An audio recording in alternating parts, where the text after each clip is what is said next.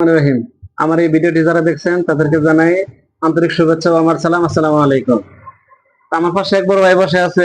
ভাইয়ের জানার নাম কি? মোহাম্মদ নাজিমউদ্দিন। মোহাম্মদ নাজিমউদ্দিন ভাই। ভাই আমার কাছে আসছে যে ওট স্যালাইন কিভাবে খেতে হয়, ওট স্যালাইন খাওয়ার আসল নিয়মটা কি। তো আমি তো বিবেচনা করলাম যে শুধু বড় ভাইকে বললে কেমন হয়, আমার যারা শুভাকাঙ্ক্ষী আছে, আমার যারা বন্ধু বান্ধব রয়েছে, ফেসবুক বন্ধু, এদের সবার সাথে বিষয়টা শেয়ার করি, এই উদ্দেশ্যে মূলত ভিডিওটা করা। তো বড় ভাই, যদি ওটস আপনি খেতে যান, ওটস খেতে গেলে অবশ্যই আপনাকে হাফ লিটার পানি হতে হবে।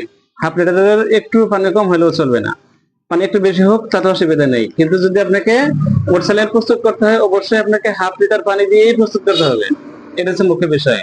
এখন আমরা বলতে পারেন যে হাফ লিটার যদি কম হয় তাহলে কি হতে পারে। তবে হ্যাঁ, যদি হাফ লিটারের পানি কম হয় তাহলে নানান রকমের সমস্যায় আমাদের শরীরে দেখা দিতে পারে। যদি হাফ লিটারের কম হয় তাহলে শরীরে লবণের মাত্রা বেড়ে যায়। লবণের মাত্রা যদি বেড়ে যায় তাহলে মস্তিষ্কের বিভিন্ন কোষ থেকে পানি ক্ষরণ হতে পারে। এতে করে আপনার মৃত্যুযোগী হতে পারে।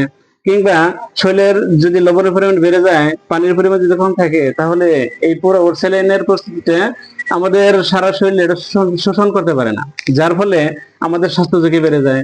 এই জন্য আমাদের স্বাস্থ্য সুরক্ষার জন্য ওরসেলাইন খেতে গেলে অবশ্যই আমাদের হাফ লিটার পানিতেই খেতে হবে। বুঝতে পারছেন ভাই? ঠিক আছে।